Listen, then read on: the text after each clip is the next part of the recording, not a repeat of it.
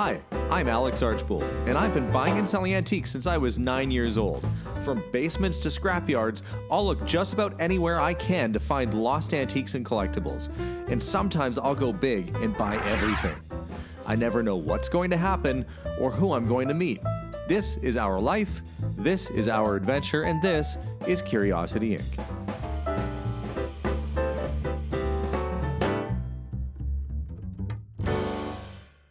Hey everybody! Today's episode is brought to you by June's Journey. When I'm not out looking for treasures, I'm honing my treasure hunting skills playing hidden object games on my phone.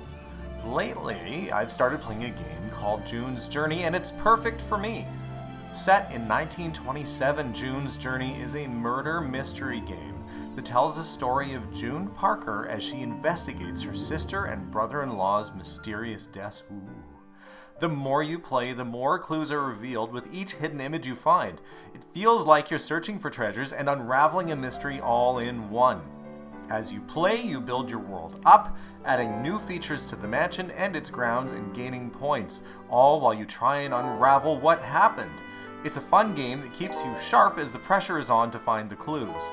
Try it today, available to download free for most devices as well as desktop too. Check it out, it's fun!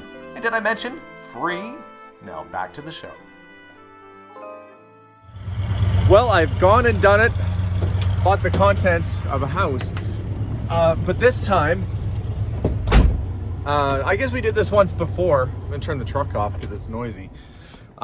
We did this once before where everything in the house was kind of already boxed up, and that's kind of the situation here today. So this is more of a extraction this morning rather than a peek around and find and see what there is. But that means we're going to have to do probably a couple loads of the truck. I've got my sons helping me out today, and we're going to go through, essentially, gentlemen had collected stuff for the last 50 years, with the intention of maybe doing an eBay store or something. That didn't pan out, and so we've bought the entire collection. So over the next few videos, we're going to be going through doing unboxings, but today's the day. It's part one of probably a little mini series here, and we're going to be getting everything ready in the back of the truck.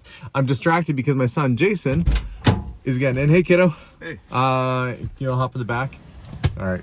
And then Steven will sit up front. It is nice having teenage boys who are willing to help their dad. So just wait for the last one to hop in and off we go.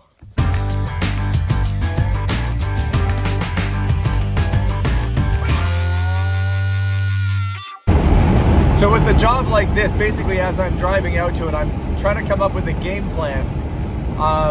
There's a lot of stuff all through the house and not everything is coming with us. So I think what we'll do is we'll have one of my boys in the basement bringing stuff up, myself working the truck, and Steven loading stuff out of the garage. So either Steven or Jason in the basement, myself and one of the other kids in the garage, and we'll just keep emptying, and hopefully this will go quick. I'm anticipating maybe a couple trips today, but we'll see how it goes. So this is the first bit of boxes coming in the trailer here. We've got boxes labeled like Atari computer, video games. We've got comic book boxes, sports card boxes, all kinds of stuff. But man, there's a lot to go. It's gonna be a full trailer today. And that, as they say, is that. This trailer is jam-packed. And if you guys are watching, you can see there's all sorts of race car sets. Actually, I'm gonna move those down because they're gonna slide off. This will be a whole lot of work to go through at home, but hopefully all worthwhile. We'll see. Arrived safe and sound. Jason's just getting the trailer unhitched, and we'll start to offload inside. It is a chilly, wintry sort of day. Just the kind of day you want to be loading a bunch of collectibles. A little bit more. Almost got her. All right, the stuff is starting to pile in, and what I'm gonna have to do is go through these sets and see just how complete they are. A lot of times you open it up and the cars are missing. No cars, it says. So I'll have to figure out which sets are complete. Maybe I'll get lucky and I'll find another box full of just cars. In this area, Steven and Jason are getting some of the radios brought in from the back of the truck. We got the old Spartan Cathedral, this portable little TV, just a cute little 50s unit that is. and even old like amplifiers, a Signet 33 tube amp. So some pretty interesting things. It could be retrofitted to use for guitars and stuff. As for the truck, we're trying to empty that out first. Trying to get the truck, all the stuff out of the back here first, and then I'll start tearing through the trailer. Just a pile of, it didn't look like, well, I knew it was going to be a lot of stuff, but it looks like so much more when you're getting it out. The new unpredictable game of Bridget. Huh. Neat. Well, this will be fun to go through. Okay, I gotta show you guys what came out of the truck. It's a little bit more than expected. In fact, I'm gonna leave most of the stuff in the trailer while I process it, and then every day I'll bring some stuff in here to go through and take it off to the auction. And that is the intention. Everything in here has to be auctioned off. But look at the piles of stuff that just came out of the back of my truck. You forget how much a truck can hold, but let's show you. Okay, we have these two tables are like Radio Central over here. We've got some nice, these are Northern Electric Art Deco waterfall style radios. I don't know what that one is. It's a different style. I wonder if it's Northern Electric as well. Addison also did some great vintage deco style radios. The red color is a little unusual. There's a green one back there. Those are very popular. Some vintage amplifiers, tons of radios and stuff. And of course, I'm gonna have to go through and try and figure out what works and what doesn't work, because that's important to note. And even if it doesn't work, somebody will still buy it because people do repair these things. And in fact, if they are doing repairs, there's boxes full of tubes. And certain tubes that are used in guitar amps and such can be quite valuable. Usually these little guys, they're about that size right there. That's about the size you see in a guitar amp. We have a very early Macintosh computer, and it's the Color Classic version. We'll see if I can find the cables for that and make that go. Got a big old oiler there, some nice vintage antique, these would be antique planes, wood planes, woodworking tools, and this is Matheson and Son. This is a wave magnet. This is an oceanic style, basically like a portable radio that would pick up signals from all over the world. Pretty rare, pretty unique piece. We've got a Helicrafters CV radio down there. I see some books for good measure.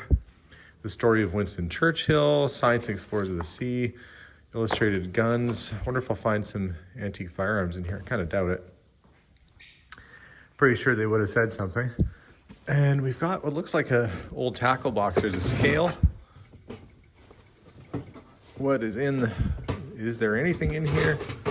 There is, oh yeah, it's full of fishing gear. Antique lures.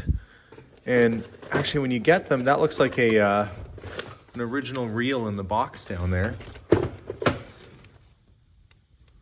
Built like a watch, it says. Some nice antique fishing lures.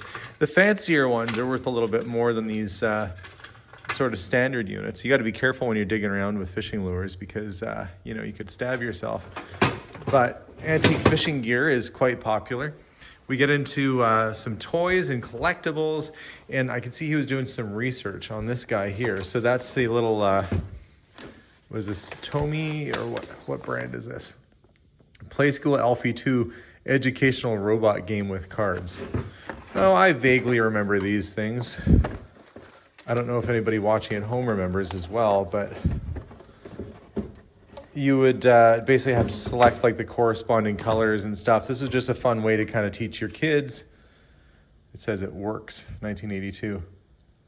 So you put the cards inside like that, and then it says, if you pick the pattern, pick the color. It's like for little kids to learn, but still it's a robot toy from the 80s, kind of neat. We got a big bucket of yellow Lego.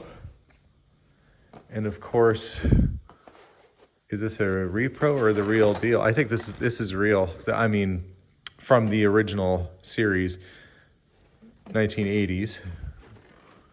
Oh, it's copyright 1977, but this movie with the X-Wing, oh, maybe this is from the 70s. MPC. Let's see if it's inside. lots of Star Wars fans out there that like this kind of stuff. And yeah, actually, not only is it here, it looks like it's a complete unassembled kit. That's pretty neat.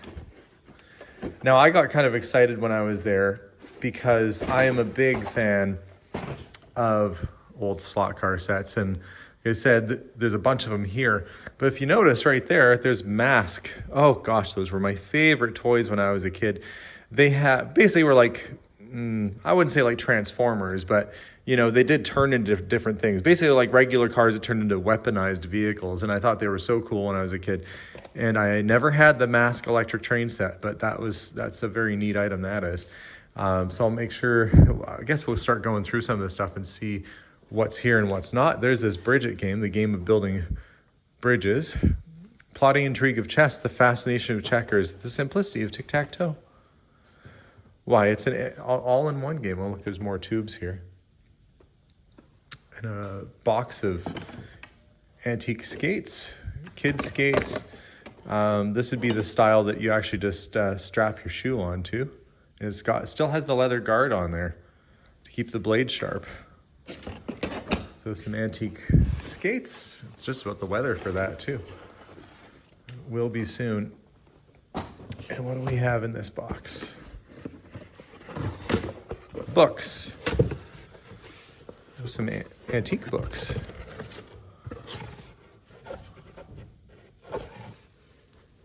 Dale and the Mounted Police, Do Line Duty.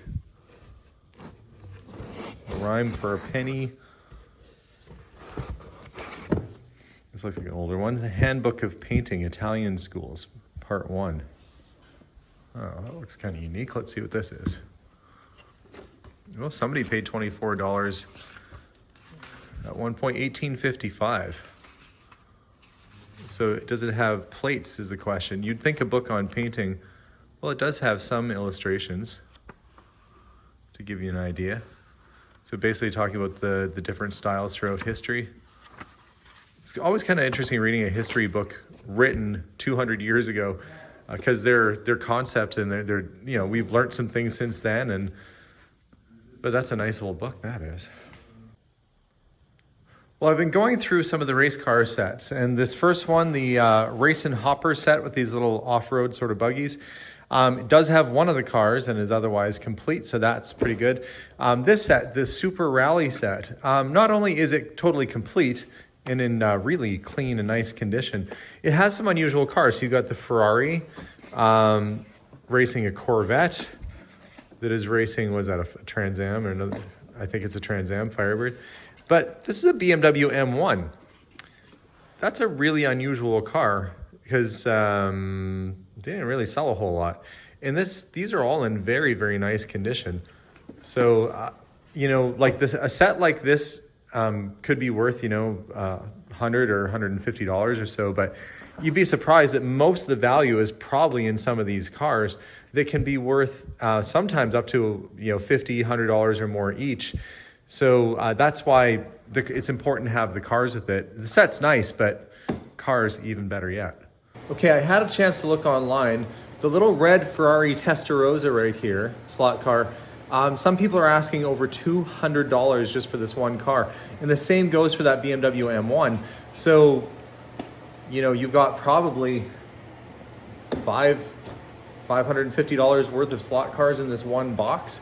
It's important to go through this stuff, and also important to double check and see what prices are going for, but that's a good score right off the bat. Here's another thing that's really worth looking into.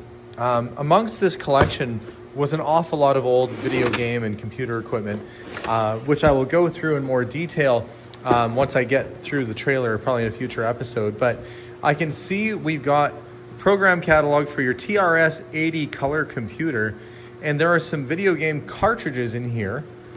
Demolition Derby, Megabug, Bust Out, so some classics. In fact, this is of the era when Steve Jobs was actually helping to design some of these video games. If you want to get Old Testament, well, heck, you got Demon Attack right there. I don't think that's Old Testament. Anyway, pinball. I don't know which of these, oh look, Dungeons of Dragorath.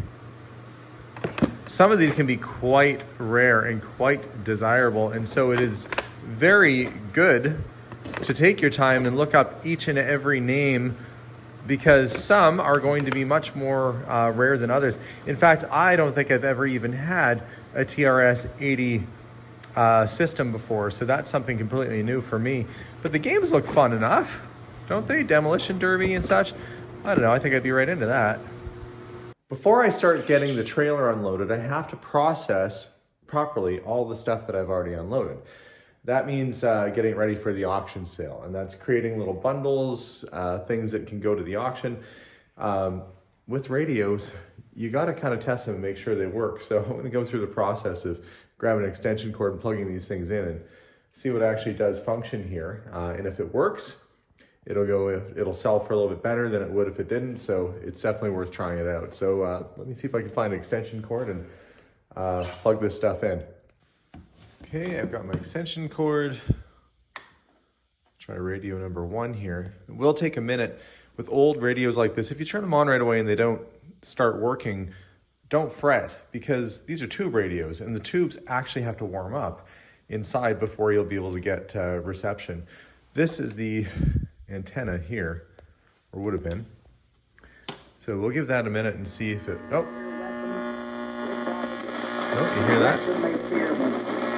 It's trying to work.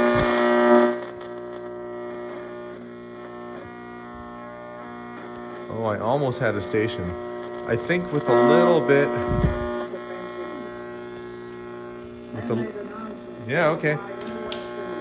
Apparently it picks up, I guess we're on Sunday here. It's picking up some sort of religious channel, but it is working. And that's a good sign. I think with that antenna in place, a little bit of cleaning, that thing's good to go. So we're gonna, I guess, work our way through here. And gosh, you know, I do love old radios, and it's gonna be very hard for me to let loose of the Northern Electrics like that, the waterfall style radio.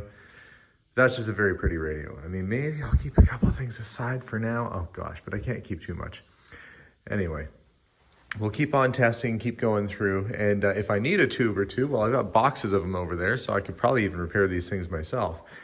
I decided as well to open up, there was 2 of these old tackle boxes. The other one had, you know, sort of your basic lures and stuff. This one, look at this. It's like 1940s or 50s lures still in their original packaging. So this could be sold pretty much on its own. There are people who just collect these antique lures. And throughout here, look at how many reels are in here. Just a pile of nice old reels. And some of these are going to be better quality than others. That's the Shakespeare Wonder Reel. That's actually a good reel. Shakespeare's good quality stuff. And we've got another one here with its box. Feels like, oh, it's even in a fancy little bag. Sunshine fishing reel. So some actually decent old fishing gear in this old tackle box. So I'll have to spend a little bit of time and go through that and see what we have. But that was a nice find too.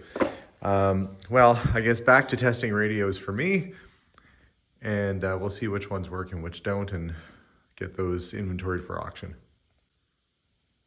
Now here's one that's a little bit different. This is an AM/FM radio from Panasonic. It's an avocado green and cream, very early 70s sort of vibe to this. But what's cool about it is that it has this microphone input here, so it's a sing-along radio. So you could turn the radio on when your favorite song comes on. You could sing into your mic and la la la la, impress your friends. It's like a very rudimentary karaoke machine, but what a cool concept, you know, sing along to the radio.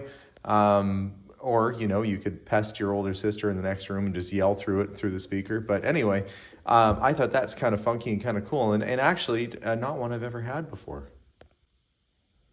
A closer look at this model. This is the 1940s era Zenith Transoceanic shortwave radio. Now this was included as part of the Zenith line, as the guy that came up with this concept was a very avid yachter and boatsman, and wanted something that both military and civilians could use to listen to weather, listen to the radio, and other broadcasts while they're out at sea. So they came up with this idea. It operated off of 2 giant dry cell batteries, or it also had this plug-in that, see, it retracts like an old vacuum cleaner cord. And they are very, very, very unique units, and do have a very good following even now. So some pretty special features on this unit, like the big giant antenna that goes way up. It'll go way, way up in the air, because obviously you're going to be in the middle of the sea and trying to pick up different stations. It's got a spot to put your logs and your charts. And actually this one still has its charts and logbook in it, which is pretty cool. And yeah, it's just really meant for life at the sea. Very robust, high quality unit. This is the big question is, does it work? Reason historians often refer to this day as the beginning of the end of World War II. Well, it's a little fuzzy. Oddly, it has World War II broadcast coming through. Compared to the invasion described in our text. It even picks up World War II radio. So yeah, it's working, it's functioning. The plexi here has a little bit of fogging on the inside, but no doubt that would clean up if somebody disassembled this and got it all put back together. So another cool and unique part of history, and still working. Melissa has come out to see what's going on. This is definitely not everything. Hang on, let's go outside. I'll show you inside the trailer. Okay. And you can get an idea of what we have to deal with. I've just been getting stuff tested, like most of the radios and stuff work. Tested, boxed up, and then getting them in the back of the truck for auction. But let me show you what the next episode's gonna be. Okay. So this is what we have to tear into on the next episode. Gosh, looked like I did have a bit of a junkalanch in there, but mostly it stayed together. Lots of neat stuff, old Hot Wheels sets, AFX sets, all kinds of fun stuff to look through. It's tempting for me to tear into it right now. But tune in next week as we continue on our adventure. And I let Melissa know that somewhere in here is a box of books on birds. And you also started knitting. Yeah. Well, She's not started, but she's part of a knitting club. And there's a box of knitting patterns in here too. So some things that Melissa's excited about for a change. But for me, look at all those good old toys in there. Guys, tune in next episode for me as I continue going through these boxes and figuring out exactly what I bought. We'll be gearing up for an auction sale mid-December at some time at Castner Auction. So if you see anything you like, you could take it home. But as for me, guys, I'm back to work. We'll see y'all soon. And as always, bye for now. bye everyone. And don't forget to check out June's Journey by downloading it in the link below. Thanks for watching.